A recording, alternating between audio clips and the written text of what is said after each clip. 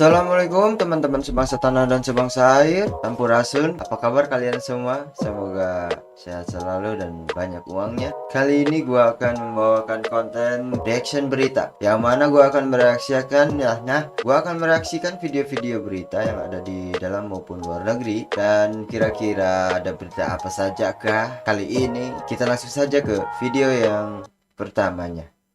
Sadis ibu hamil di Yogyakarta dilempar dalam kondisi hidup dari tebing pantai karena tolak aborsi. Warga desa Cangkawak Rejo, Purworejo, Jawa Tengah ditemukan tewas di pantai Ngerawe, Kapanewon, Tanjung Sari, Gunung Kidul, Yogyakarta. RN ditemukan dalam kondisi telanjang dengan hidung dan mata berdarah. RN diketahui hamil 28 minggu atau 7 bulan. Yah, terlalu besarnya tekanannya. Emang nggak mudah. Sulit lah jelaskannya. Pas aku lihat berita ada video viral kelompok anjing menendang seorang nenek yang sedang berjalan kaki. Sungguh biadab, lebih daripada binatang. Ini beritanya nih si Siwo begini nih, sebel banget. Heboh, Gunung Gede dikabarkan mengeluarkan api pasca gempa Cianjur. Tolong untuk kebenarannya kalian cari sendiri ya, karena gue cuman lihat di TikTok aja berita-berita ini. Gak ada videonya, soalnya cuman ada tulisan doang sama gambar. Tapi harusnya resmi ya dari Radar Bogor nih. Coba dicek aja kebenarannya. Setelah almarhum meninggal tanggal 8 Juli 2022, ternyata pada tanggal 11 Juli 2022 almarhum dalam tanda petik masih bisa bertransaksi dari kuburannya. Itulah Indonesia. Ada pergerakan uang dari rekening pribadinya ke rekening tersangka RR. Aliran ini artinya bukan hanya masuk tapi keluar masuk. Ya kurang lebih begitulah, ada pindah uang 200 juta. Jadi karena 200 juta dari rekening daripada almarhum. Itu makanya selalu saya bilang kepada Presiden Indonesia supaya dibentuk tim independen atau penyidik koneksitas dan melibatkan PPATK. Gak ada takut-takutnya. Dah gitu aja. Detik-detik Gunung Semeru erupsi kembali, muntahan awan panas.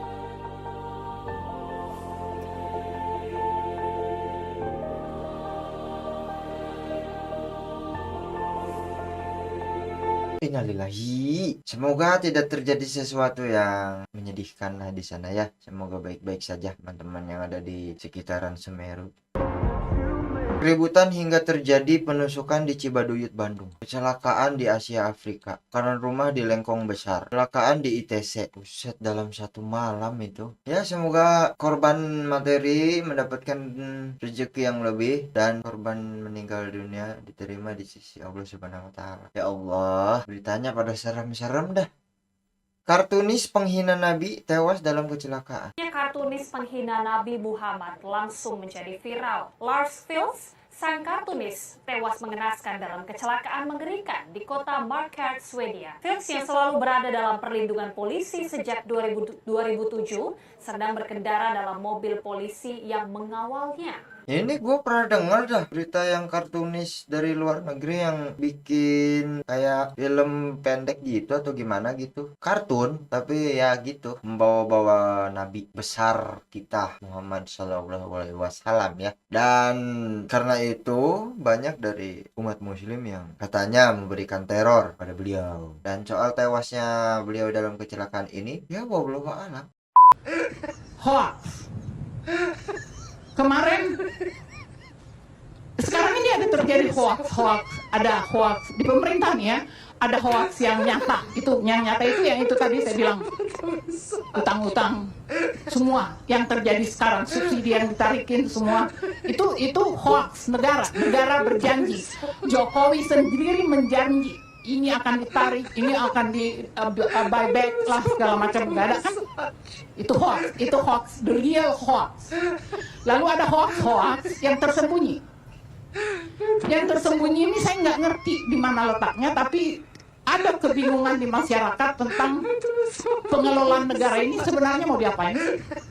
Untung aku mah bodoh, jadi aku nggak ngerti apa yang dia bicarakan. Tolong dimaklumi saja ya. Hanya ibu itu dan orang di situ mungkin yang mengerti ya apa yang dia bicarakan. Intinya mah hoax.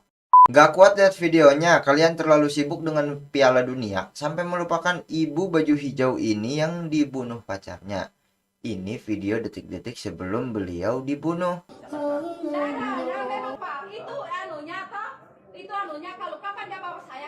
Gue berharapnya ini berita hoax gitu. Tapi kalau benar, turut berduka cita yang pastinya ya. Dan gue tahu sih manusia tuh ada batas sabarnya. Tapi kalau memang kesabaran sudah habis, mending tinggalin lah daripada melakukan hal yang aneh-aneh ke perempuan. Dan apa hubungannya sama Piala Dunia, bosku? Aneh banget, cocokologian baik ini mah. Pakai Piala Dunia lah dibawa-bawa.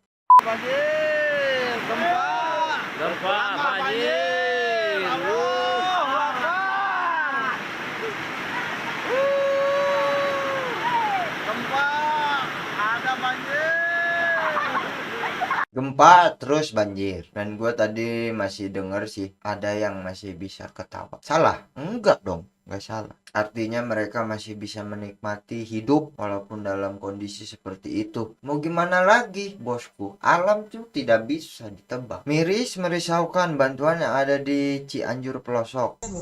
Dimasuk oleh gereja pembongkaran.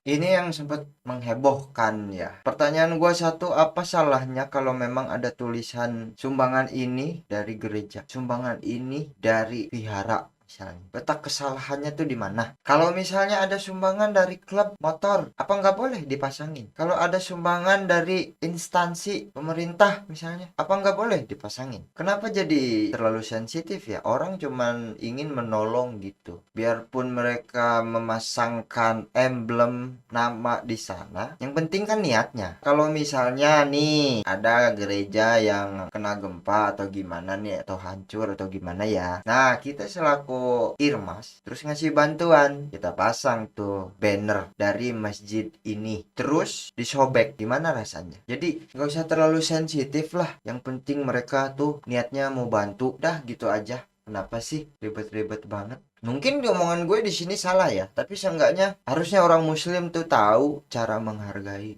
orang lain, mau non muslim juga. Selagi mereka menghargai kita, kita juga harus menghargai mereka, kan begitu ya.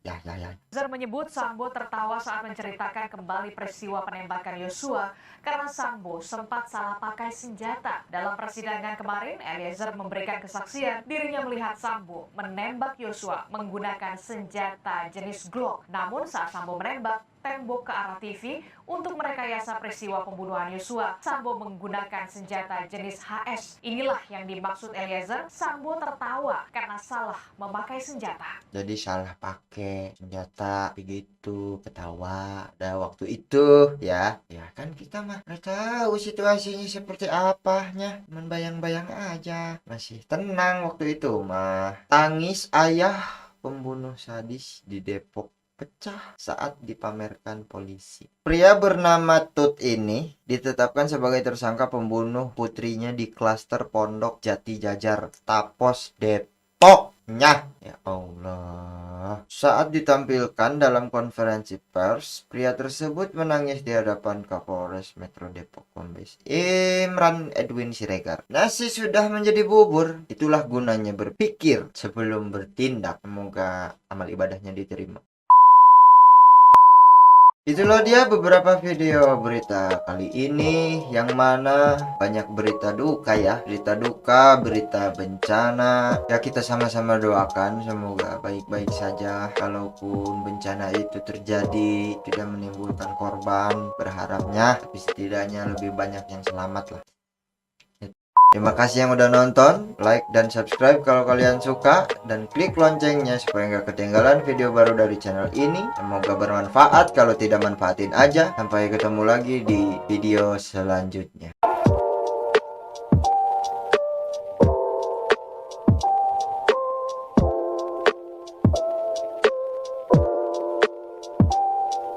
Miris, ratusan mahasiswa di kota Bandung terinfeksi HIV atau AIDS.